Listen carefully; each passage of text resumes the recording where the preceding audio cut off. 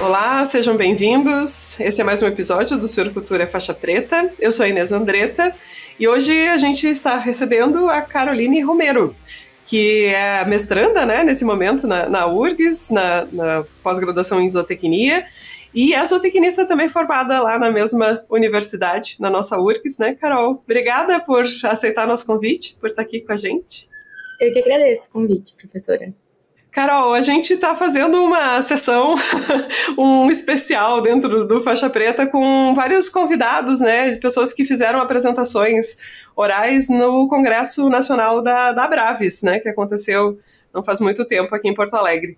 E o seu trabalho foi um, né, dos que estava lá na sessão de produção e manejo, se eu não estou enganada, e é um trabalho bem interessante, né, porque ele foca numa área que a gente não está tão acostumado a trabalhar, eu imagino, assim, não tem tantos grupos trabalhando com isso, que, pelo menos aqui no Brasil, né, que é essa questão de avaliação de composição corporal, condição corporal, por métodos que não sejam tão invasivos, né, e você especificamente trabalhou com densitometria. Esse é um assunto novo, eu vou pedir para você, Caroline, se puder, introduzir esse tema aqui para a gente. Uhum. Bom, o trabalho que a gente está desenvolvendo, né, a gente, como tu bem falou, a gente trabalhou com a densitometria, que é o DEXA, né, e a bioimpedância. Nós, basicamente, nesse primeiro trabalho, nós queríamos validar o quão preciso também seria a bioimpedância para avaliar a composição corporal de suínos, né, especificamente. Porque essa é uma demanda que a gente tem hoje, basicamente a gente não tem um aparelho assim para medir a campo, né, mais o ultrassom, e a gente queria ver assim como que seria essa aplicação da bioimpedância então em suínos, né. É legal porque, assim, tanto o DEXA quanto a bioimpedância a gente conhece da gente, né, em algum momento alguém foi um nutricionista, fez uma avaliação lá por bioimpedância, né, aquelas balanças e tal, Que cara tem o aparelho que vocês trabalharam? Você comentou que ele é portátil, né? Que ele é possível de levar assim pro campo, e essa é uma vantagem enorme em relação, inclusive, ao DEXA. Que carinha tem ele, assim? É tranquilo de levar mesmo? Muito. Inclusive, ele vem numa maletinha pequena, assim, o aparelho é bem pequeno também, é basicamente uns 20 por 20 centímetros. Ele é bem leve, não pesa nem 1 quilo, e ele tem 4 terminais, né, de eletrodos, que também são cabos, então é bem tranquilo. Ele é recarregável também, a bateria, então você carrega e faz a calibração e depois você pode levar e a bateria dura bastante também.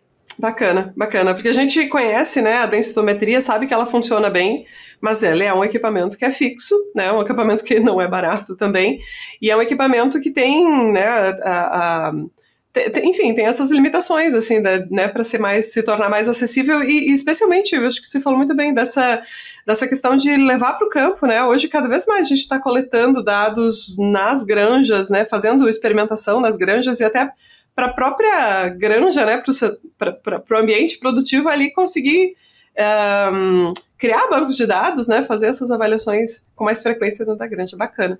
E como é que foi o experimento, Carol? Me conta, assim, o que vocês compararam, como que vocês compararam, porque, de novo, esse é um tema bem, assim, novo, eu acho, para a maioria de nós, então pode contar para a gente um pouquinho do projeto. Sim. Bom, nós avaliamos aproximadamente 39 suínos, desde a fase, assim, final de creche até a terminação, então nós realizamos 4 avaliações.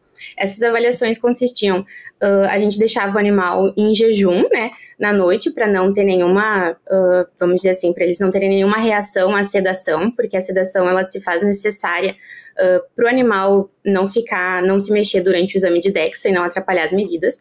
Então, esse animal, ele ficava em jejum, no dia do exame a gente pesava eles, para ter essa medida exata. Após a pesagem, nós realizávamos a sedação, né, com xelazina e ketamina também, e eles iam para o exame do DEXA. Daí ali o exame do DEXA dura bem pouco também, uns 10 minutinhos por animal. Depois esse animal ele era disposto sobre uma maca rígida plástica também, em posição de pronação, né, para a gente realizar então as medidas da bioimpedância. Então sempre após a medida do DEXA nós tínhamos a bioimpedância e nós também avaliamos na verdade o ultrassom, que vai ser um estudo posterior, né, que nós vamos avaliar essas 3 medidas de avaliação de composição corporal. Então basicamente nós avaliamos a massa livre de gordura, que é a Fat Free Mass, do DEXA e da bioimpedância, e fizemos uma correlação para ver o quão próximo ali do DEXA, a bioimpedância, né, gerava esse valor da composição de massa magra. Ai, bacana. E agora todo mundo já está curioso, a gente já pode falar. Foi uma boa correlação, Carol, que vocês encontraram? Como é que foi aí essa relação entre essas duas medidas? Foi sim, foi uma correlação bem alta, de 0,988. Então, a gente acredita que a bioimpedância ela vai vir aí para o mercado para agregar bastante. Como tu bem disse, a gente utiliza muito hoje a bioimpedância em estudos com humanos, né? Eu fiz até uma pesquisa e o resultado, assim, em base de dados como Science Direct, Web of Science, geram bastante resultados em humanos. Porém, quando a gente entra na área animal, tem esse laque, assim, essa... Falta, né? Essa falta de estudos, exato. E em suínos, principalmente. Os últimos, assim, basicamente, que desenvolveram equações para essa predição foi o Swantek e Marcello lá em 92. Então, a gente também quer avaliar um pouco essas equações, calibrar elas, ver se de fato elas ainda são precisas, e principalmente porque esses autores, nos seus estudos, eles relataram que essas avaliações servem somente para animais acima de 50 quilos. Mas nesse experimento que a gente realizou em jabuticabal, né, avaliando DEXA e bioimpedância, a gente viu que não, que pode ser aplicado em animais menores. Então, a gente quer trabalhar agora para desenvolver, talvez, novas equações ou validar essas, calibrar, enfim. Isso é muito interessante, né, Carol, a gente comentar aqui, porque acho que ambos, você vai poder me corrigir na terminologia, assim, né, mas eles não são métodos que eles não são invasivos, mas eles não vão medir diretamente aquela variável que a gente quer, né?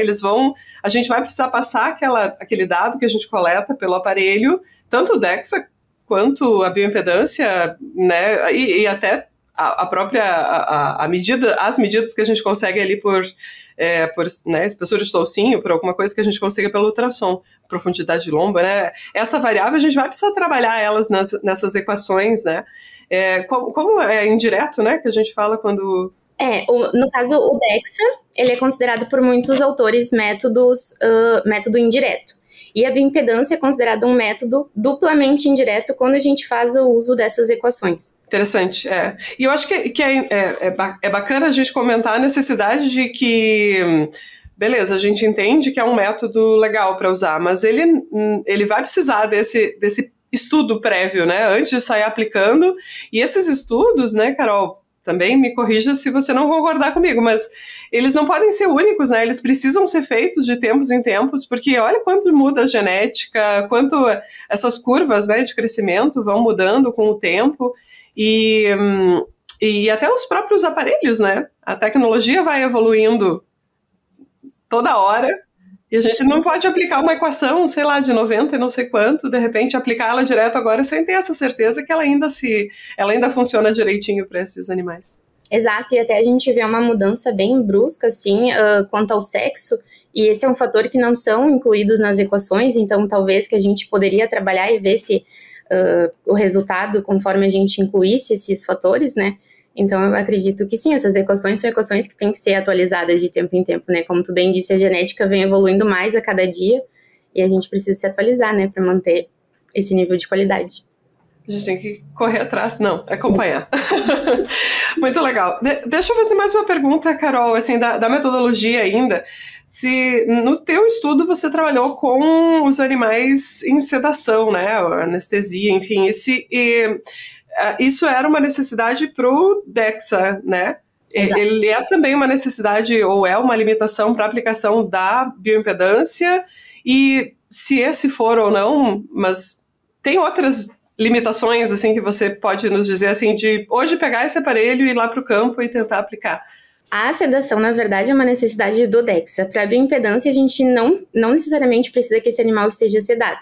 Nós, inclusive, já realizamos, né, experimentos com leitões em fase de creche, e esses animais, eles não estavam sedados, a gente simplesmente teve que conter eles para eles não se mexerem muito, para não atrapalhar essas medições. Então, a gente desenvolveu uma espécie de um bolsão, onde a gente levantava aproximadamente ali uns 5 centímetros do chão, eles já paravam de se mexer, e a gente aplicava, então, a bioimpedância. Então, acredito que esse seja um método, assim, que traga bastante vantagem quanto ao DEXA, por exemplo, assim, nessa questão de sedação, porque ele acaba sendo menos invasivo, né?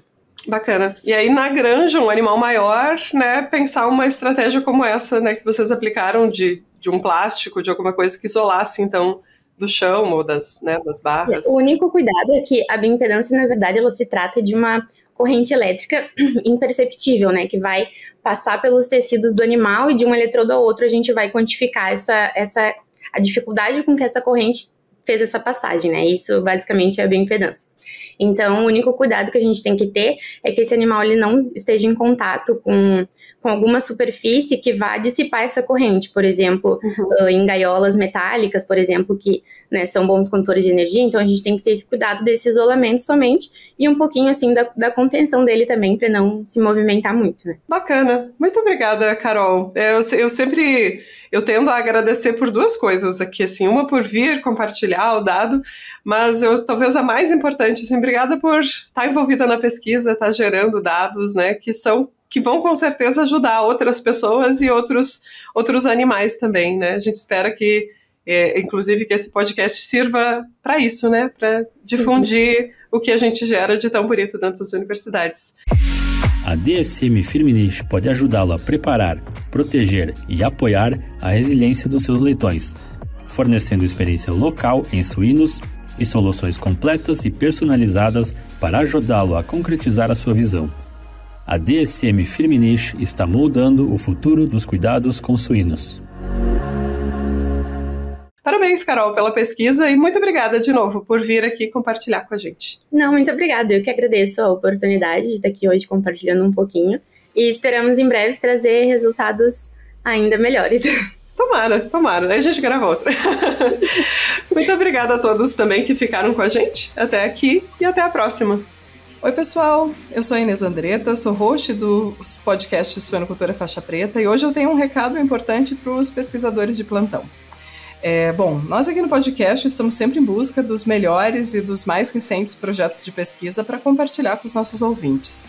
Então, se você é um pesquisador, tem resultados bacanas e quer vir aqui conversar comigo e compartilhar esses resultados com os nossos ouvintes, esse convite é para você.